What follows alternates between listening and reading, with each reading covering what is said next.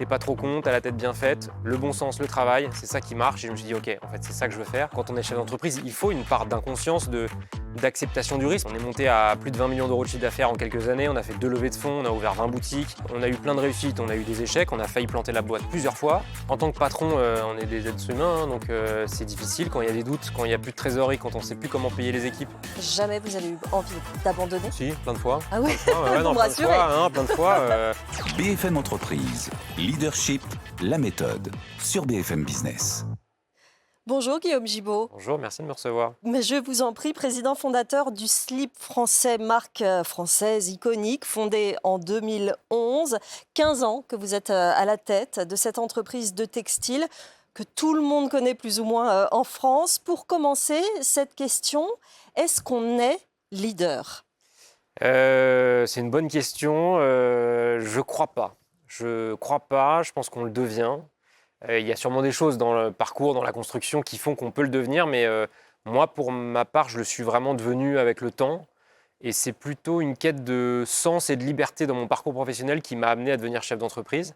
Et donc, par un peu la force des choses, essayer de devenir leader, qui est un mot ambitieux, hein, mais par la force des choses, on doit emmener des gens et des choses avec nous. Donc, Ouais. donc moi, c'est plutôt comme ça, plutôt à chercher un métier qui me plaisait, qui me rendait libre et épanoui professionnellement, qui m'a emmené vers la création d'entreprise. On va rappeler d'où vous venez. Vous avez un parcours scolaire assez remarquable quand même. Vous avez fait Louis le Grand, prépa Henri IV. Vous m'arrêtez si je me Non, c'est trompe. correct. HEC, vous êtes quand même passé quelque temps par le salariat, mais enfin, ça n'a pas duré très Ouais, ça a pas longtemps. duré Hein. très Ça a duré longtemps. combien de temps? Ça a duré un premier job chez General Electric, quelques mois, puis Bio c'est bon, où vraiment j'ai compris que je voulais devenir entrepreneur, avec un mentor qui était génial. Et j'ai travaillé 18 mois chez Bio c'est bon. Donc j'ai été salarié un peu moins de 2 ans. Qu'est-ce qui a fait que vous êtes passé de l'un à l'autre? C'est le dégoût du premier ou c'est justement l'envie de la vie que pouvait offrir l'entrepreneuriat, la liberté? Ouais, j'ai compris chez Bio c'est bon. Notre métier, c'était d'ouvrir des magasins bio. J'étais chef des ventes, donc je recrutais les équipes. J'avais 22-23 ans. Je recrutais une équipe je crois qu'à la fin, il y avait 80 personnes. Il fallait entretenir les frigos, les clims, les portes automatiques pour que les clients rentrent dans le magasin. Et moi, j'aimais que mon job soit très concret comme ça. J'ai compris que j'aimais l'entrepreneuriat. J'ai dû ouvrir des magasins en quelques jours. Les travaux n'étaient pas finis. Je connaissais rien à rien. Et on a dit, vas-y, démerde-toi. Et voilà, le patron de Bio c'est bon de l'époque m'a dit, en fait, t'es pas trop con, t'as la tête bien faite, le bon sens, le travail, c'est ça qui marche. Et je me suis dit, ok, en fait, c'est ça que je veux faire. Et moi, je me suis dit, j'ai 23-24 ans à ce moment-là, je me dis, si j'ai envie, je sens que j'ai envie de monter mon truc, si je le fais pas maintenant, je le ferai jamais. Je suis un peu à réfléchir, voilà, les choix de vie. Moi, j'ai une histoire un peu particulière. Mon papa a eu un grave accident de voiture quand j'avais 5 ans. Donc, j'ai grandi avec un père handicapé qui, du jour au lendemain, a une vie tracée. Et puis, en fait, la vie n'est plus du tout ce qu'on imagine. Donc, moi, je vis un peu avec un compteur de dire, en fait, vas-y, décide, fais des choix. Et donc, au bout de 18 mois chez BC Bon, je me dis, en fait, voilà, j'ai compris que je voulais monter ma boîte. Si je ne le fais pas maintenant, je ne le ferai peut-être jamais. Vas-y, mon gars. J'y vais, mais j'ai peur, quoi. C'est vraiment, je l'attends, quoi. Il y a une part d'inconscience Ah, il y a là-dedans. On n'a aucune idée du risque, on n'a aucune idée de ce qu'on va rencontrer. Et il faut, heureusement. Et d'ailleurs, il faut le cultiver. Je crois que quand on est chef d'entreprise, il faut une part d'inconscience, d'acceptation du risque, parce que si on veut tout maîtriser, on ne se lance jamais. Et moi, en plus, dans mon cas, du coup, je suis chez Bio c'est bon, je me dis que je veux partir et je pars. Hein, je pars, et d'ailleurs, je pars en rupture conventionnelle. On pourra peut-être y revenir, mais aujourd'hui, on a la chance d'avoir un cadre qui permet aux entrepreneurs d'être accompagnés. Donc, moi, c'était mon cas. Donc, j'avais 15 mois d'allocation chômage devant moi pour monter ma boîte. Et je me dis, OK, il faut que j'aille vite. J'ai peut-être pas une idée de génie. La mode, j'ai toujours bien aimé. Dans la mode, les sous-vêtements, c'est quand même pas mal adapté à la vente en ligne. Où je me dis, Internet, à l'époque, va péter les scores. Et puis, le sous-vêtement, c'est petit, c'est léger, ça ne s'essaye pas. Un mec, s'il est content de son slip bleu marine, il va mettre le même toute la vie. Donc voilà, je me dis, c'est facile à vendre en ligne. Et donc, je me lance un peu comme ça, un peu par hasard, sans trop réfléchir le truc. Et effectivement, je pense que l'entrepreneur, il y a forcément une part d'inconscience ou d'acceptation de prise de risque. C'est intéressant ce que vous avez dit à l'instant. On y reviendra peut-être aussi un peu plus tard, mais ça veut dire qu'il y a un contexte en France qui permet une sorte de boîte à outils qui permet à celui qui veut travailler de travailler comme il l'entend. Ah ouais, aujourd'hui, il y a beaucoup de choses qui existent.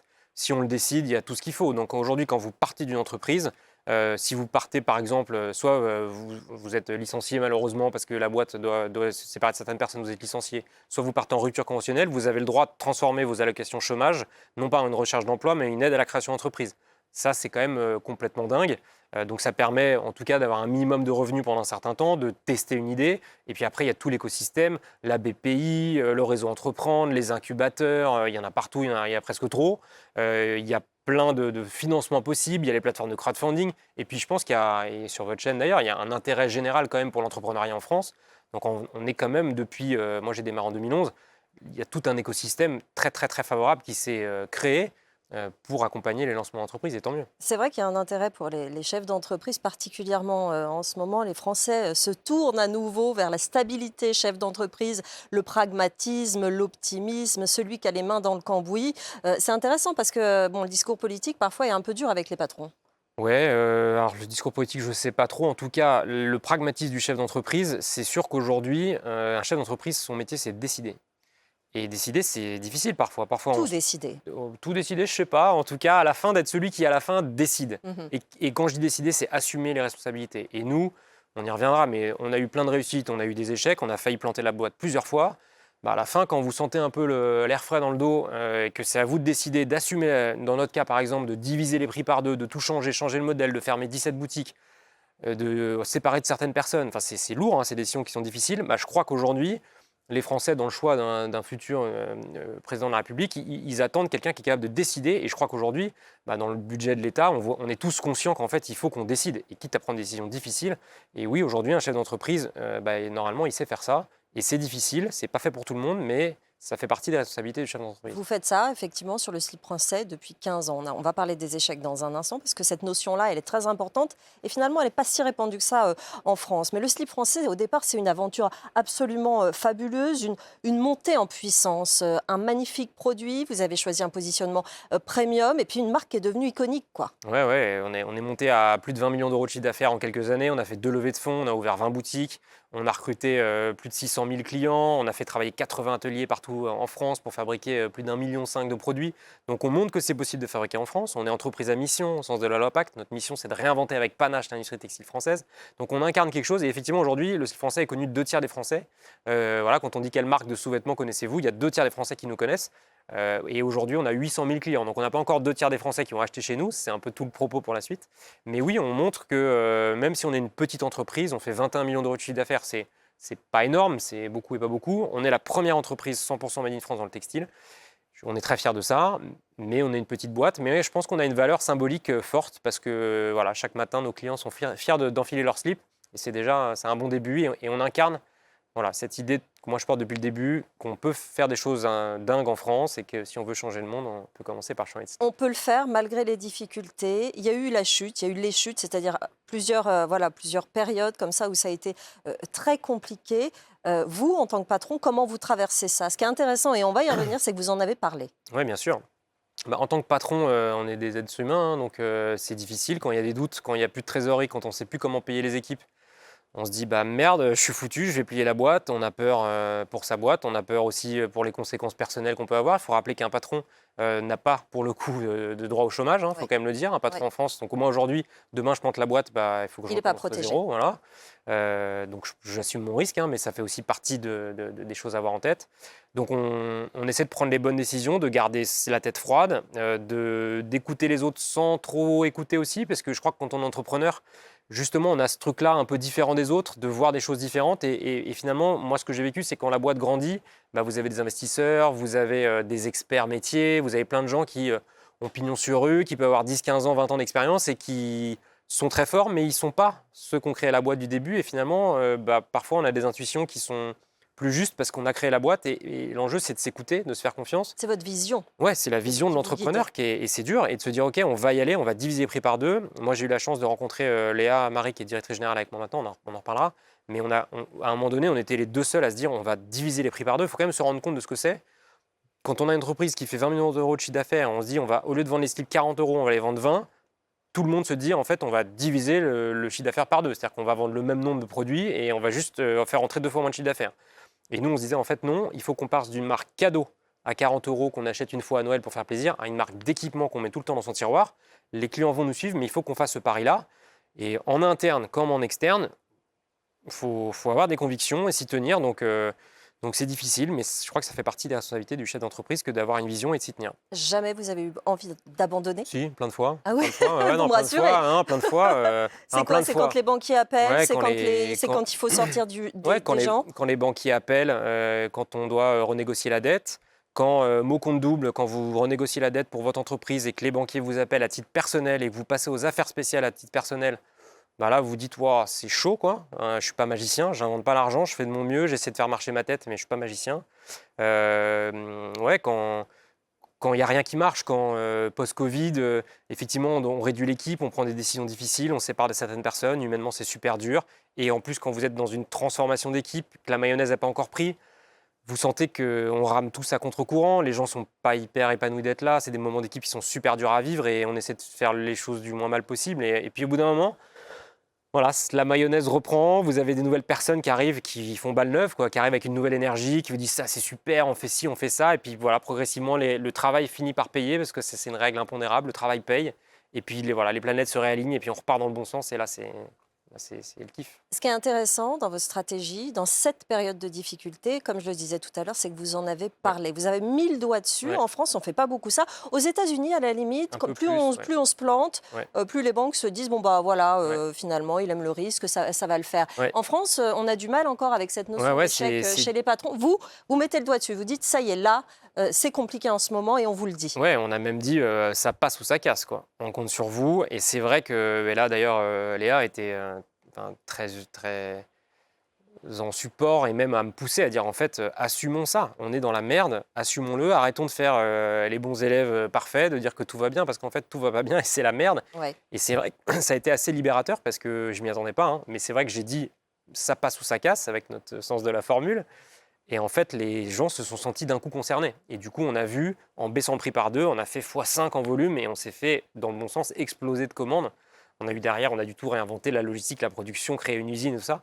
Mais c'est vrai que ça a été pas facile à faire parce que c'est pas commun. Et le slip français, c'est beaucoup ça. On a défriché beaucoup de choses, on a inventé beaucoup de choses. On a été les premiers à détourner les campagnes présidentielles en 2012. Et effectivement, en 2024, j'ai fait une vidéo un peu les yeux dans les yeux, quoi. Dire, en fait, on est dans la merde. On a besoin de vous. Ça passe ou ça casse. Révolution, quoi.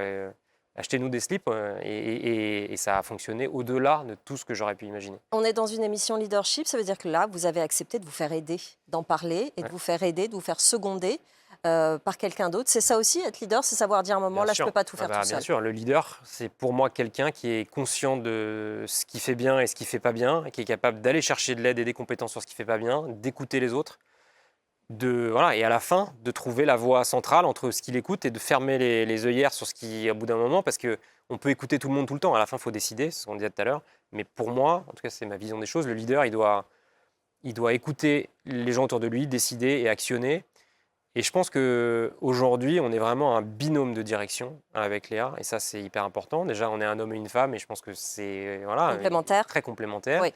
Et elle incarne une exigence, une exemplarité. Moi, je lui dis, mais ça fait maintenant presque 20 ans que je bosse, j'ai jamais vu quelqu'un d'aussi fort professionnellement qu'elle. Et ça commence par être très fort humainement avec les gens, mais derrière très exigeante. Elle tire vraiment le meilleur d'une équipe et elle sait faire travailler les gens ensemble. Donc elle a vraiment, je dirais, un leadership plutôt paternaliste et autoritaire, vraiment très ancré. Et moi, je vais amener quelque chose de peut-être plus en dehors de la boîte, plus créatif, plus inattendu, plus inspirant par certains côtés. Mais l'ensemble des deux vous fait un cerveau gauche et un cerveau droit qui fait qu'on est un binôme ultra fort. On est plus fort. Puis derrière, je pense que l'équipe, ils se disent, c'est des malades. On ne sait pas où ils vont aller, mais on va les suivre. Et ils iront chercher l'un et l'autre des compétences. Certains seront plus... Et puis il y a des moments aussi, quand on est salarié dans une entreprise, il y a des moments où on a plus besoin de certaines choses parce qu'on a sa vie perso et à côté. Et puis on passe des caps professionnels aussi. C'est intéressant la vie perso parce que c'est vrai que patron, c'est patron 24 heures sur 24. Ouais, la semaine, les week-ends, on travaille tout le temps, on ne prend pas de vacances. Quand on est en vacances, on travaille quand même. On est en visio. Bref, ça ne s'arrête jamais. Ça s'arrête jamais. C'est quoi l'apport du perso ou est-ce que c'est un frein pour certains Qu'est-ce que ça amène dans cette vie de patron? Je pense que pour être un bon chef d'entreprise, il faut une vie personnelle équilibrée. Et à chacun de trouver son équilibre. Des enfants, pas d'enfants, tout est possible. Mais en tout cas, il faut un équilibre fort pour avoir les ressources d'être sur le pont 24/24 d'être capable de répondre, de prendre des décisions claires. Et c'est essentiel. Donc à chacun, évidemment, ce n'est pas le rôle du chef d'entreprise de définir un cadre de ce que doit être une bonne vie perso, mais elle doit être équilibrée et solide pour permettre de se déployer parce que forcément, ça prend beaucoup de temps, d'énergie. Et le chef d'entreprise, il a ce truc à part d'être câblé en permanence. Le soir, le week-end, effectivement, on y pense. On va voir un truc, on va aller au ciné, ça va nous faire penser à un truc. Il y a une autre compagne, c'est l'entreprise, quoi. Ouais, il y a un peu de ça. Il y a un peu de ça. C'est en permanence. Mais c'est ce qu'on vient chercher aussi. Il y a une part d'adrénaline là-dedans. Et donc, de trouver la limite, qui n'est pas toujours évidente. Hein. Mais oui, je pense que dans tous les chefs d'entreprise, il y a une histoire personnelle qui fait qu'on s'accroche très fort à quelque chose. On passe à la photo tout de suite. BFM Entreprise, leadership, la méthode. On vous a demandé de venir avec une photo de vous dans le cadre de votre entreprise. Vous nous avez envoyé celle-ci, notamment. On va la regarder tout de suite. Vous êtes l'image de votre marque, hein, très clairement depuis le début. Ça me rappelle un peu ce qu'a fait Ralph Lauren avec sa marque, mais alors ça fait 40-50 ans qu'il fait ça, c'est-à-dire que c'est une vision, c'est un produit qu'on a lancé, c'est quelque chose qu'on a imaginé dès le départ, qu'on vit au jour le jour. Et voilà, qui peut mieux l'incarner que le créateur. Ralph Lauren l'a fait toute sa vie, lui, sa famille, il s'est mis en scène toute sa vie, c'était le meilleur modèle pour sa marque. C'est aussi ce que vous ressentez, vous ? Ouais, alors c'est pas moi qui pose tout le temps en slip, bien évidemment, ça serait un peu décevant, mais en tout cas, dans les campagnes fortes, qui est celle-là, Révolution, donc je suis assis sur une chaise, on la voit pas forcément bien, mais j'ai dit à 400 000, j'enlève la chaise. et ouais, ça a marché. Moi, j'aime cette photo parce que c'est de l'audace, c'est du panache, c'est de l'impertinence. Mais en même temps, sur un sujet sérieux de fabrication en France, qui a du sens. Et moi, je me retrouve là-dedans. J'aime ce que ça dit de nous, de moi. C'est être sérieux sans se prendre au sérieux, ce truc-là. C'est ça que j'aime bien. Vous communiquez aussi beaucoup sur les réseaux dès le départ. Hein. Vous avez dit que vous aviez cette vision de, voilà, ça va exploser, les réseaux, Internet, évidemment, depuis la création. C'est indissociable complètement du business aujourd'hui. Ouais, aujourd'hui, quand on est une marque B2C, donc quand on vend à un client particulier, être fort sur les réseaux sociaux, c'est indispensable. C'est un porte-voix. Aujourd'hui, on l'utilise vraiment pour prendre la parole sur des opérations. Les campagnes, la campagne pour les municipales arrive bientôt. On sortira une campagne qui s'appelle l'Union des partis.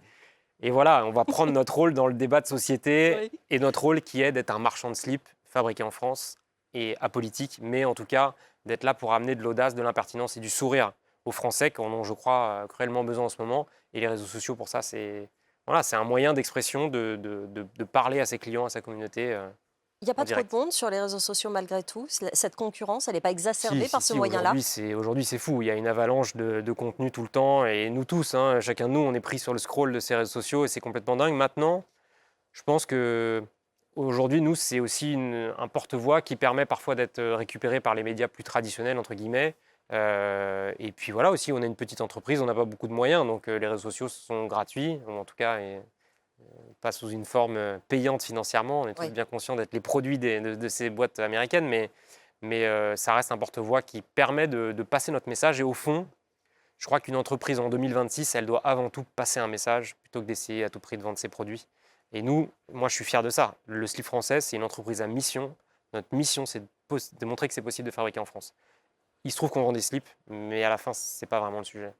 Allez, la suite. BFM Entreprise, leadership, la méthode. On a parlé d'échecs tout à l'heure, Guillaume Gibaud. À l'inverse, c'est quoi votre plus belle réussite ? Ma plus belle réussite, c'est 15 ans plus tard d'être vraiment fier de mon entreprise. C'est, je dirais, la cohérence. Là, quand je me retourne, je me dis 15 ans sans lâcher le truc, en étant toujours là, après avoir vécu... en étant rentable. En étant rentable, de prouver que c'est possible de fabriquer en France. Puisqu'effectivement, en 2025, on fait notre meilleure année, 21 millions d'euros de chiffre d'affaires, plus d'1 million de résultats nets. On reste une petite boîte, un objet fragile, mais ouais, en fait, on dit, c'est possible de fabriquer en France. Et ça, j'en suis fier, parce que dans le garage de ma grand-mère, il y a 15 ans, j'y suis allé sacrément au panache avec un modèle de slip ramené dans le coffre d'une bagnole de location. L'eau a bien coulé sous les ponts, et aujourd'hui, ouais, le slip est un symbole de c'est petit, mais c'est possible et sans mauvais jeu de mots, il n'y a pas que la taille qui compte. Effectivement, votre entreprise, vous l'avez dit tout à l'heure, est classée B Corp. Il y a une vraie responsabilité dans cette démarche, dans cette entreprise. C'est un peu l'anti-fast fashion. C'est important, c'est pour aujourd'hui et pour la suite de votre parcours ? Oui, bien sûr. Moi, je suis très attaché à l'idée de la réussite en France, de l'industrie française. Voilà, j'ai envie de montrer qu'impossible n'est pas français, qu'on a des boîtes magnifiques en France, que les Français sont très attachés à leur travail, même si ce n'est pas forcément le discours qu'on entend tout le temps.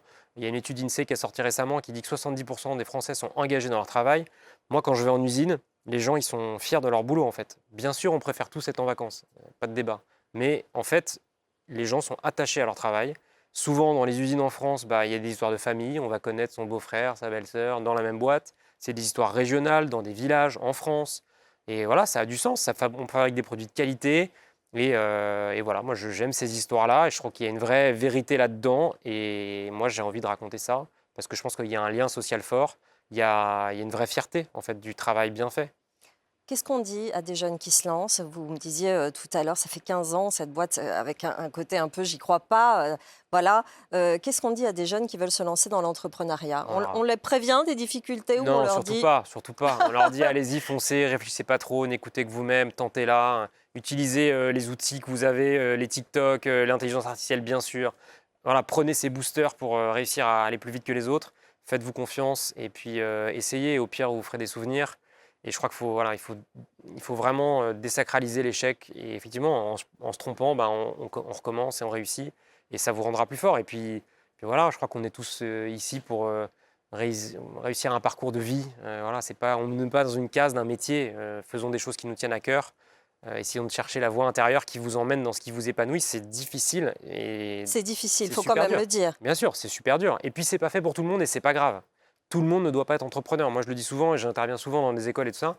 En fait, soit vous avez une voie intérieure qui vous pousse tellement fort qu'en fait, vous allez vous lancer. Et ça, vous êtes entrepreneur. Si ça ne va pas jusqu'à vous pousser, vous n'êtes pas fait pour ça et c'est pas grave. Parce que je pense qu'il n'y a rien de pire que de se forcer à le faire. Parce que là, si vous vous forcez à le faire, vous ne tiendrez pas la distance et ça va vous abîmer en route. Donc, faites-vous confiance. Si ça pousse assez fort, vous irez, vous le lancerez et vous ne poserez pas de questions. Quand on a connu ce parcours et toutes les difficultés dont on a parlé, les hauts, les bas, est-ce qu'on peut revenir en arrière, revenir à la position plus confortable, moins risquée en tout cas, du salariat, ou c'est absolument pas possible? L'avenir le dira, mais c'est vrai que je crois que quand on devient entrepreneur, on a une liberté voilà, je pense qu'il n'y a pas de retour en arrière possible. Après, on verra de quoi demain est fait, mais oui, je pense qu'on goûte à cet esprit d'initiative, cet esprit d'entreprendre, à cette responsabilité aussi dans les hauts comme dans les bas. On est responsable de ses succès comme on est responsable de ses échecs. Et finalement, c'est marrant parce qu'aujourd'hui, quand je raconte mon parcours, en fait, c'est surtout les échecs qui intéressent les jeunes et tous les créateurs d'entreprise, de dire en fait, waouh, on n'imaginait pas que le gars, il a morflé à ce point-là, mais il n'a rien lâché et il a réussi à s'en sortir. Et moi, c'est ce que je dis souvent, je dis en fait, ce que je veux, c'est qu'avec les gens qui écoutent le message aujourd'hui, de dire en fait, si ce gars-là, il a réussi à construire un parcours professionnel qui l'épanouit et une certaine réussite professionnelle avec des slips, avec toutes les cagades qu'il a pris, voilà, moi, je vais monter mon projet, mon truc, que ce soit entrepreneurial, artistique, associatif, ce qu'on veut, mais en fait, voilà, qu'est-ce que vous avez au fond de vous? Et juste faites-le en fait. C'est important de parler de l'échec parce que peut-être qu'on nous met en permanence devant les figures avec les réseaux sociaux, les réussites, les vies extraordinaires, et que les jeunes se rendent compte que c'est fake. Mais c'est fake, et c'est pas parce que vous voyez des gens que vous suivez qui postent des stories toujours incroyables dans des lieux incroyables, ils ont des galères comme vous, des doutes comme vous, et voilà, et à la fin, tout le monde est humain et essaie de faire de son mieux pour faire des choses qui lui tiennent à cœur. Comment vous voyez vos 15 prochaines années? 15, là j'ai 40, donc j'aurai 55 ans. Wow. Professionnellement? Ouais. Professionnellement, j'ai envie de plus de liberté, de plus d'audace encore, d'être conscient de ma vraie force et de mon talent et d'essayer d'en faire le maximum, d'en tirer le maximum d'épanouissement. Mon talent, c'est vraiment la communication et le marketing. Mon talent, c'est de comprendre ce qui se passe dans une entreprise et de trouver les mots et les images pour le donner à voir et à comprendre au grand public. Et de réconcilier le travail et l'entreprise en France avec le grand public. Quand on a travaillé avec Duralex, je suis allé dans une usine et pour moi, je me suis dit, en fait, il y a une évidence, c'est allons enfants de la cantine. Voilà, moi, ce que je sais faire, c'est ça, c'est trouver les mots qui sonnent juste. Et ça, j'adore ça. Et j'ai envie de mettre ça à disposition du slip français, bien sûr, mais d'autres entreprises. Et j'ai envie d'accompagner les boîtes françaises à montrer qu'on en a dans le slip, sans mauvais jeu de mots. Merci beaucoup d'être venu sur ce plateau du leadership. Le leadership, selon Guillaume Gibaud, président fondateur du slip français. Merci beaucoup d'être venu dans cette émission. Si vous voulez connaître la méthode des leaders, l'émission est disponible en replay, en podcast et sur tous nos réseaux sociaux, bien sûr. C'est tous les lundis à 12h30 sur BFM Business. Passez une très bonne journée. BFM Entreprise, Leadership, la méthode, sur BFM Business.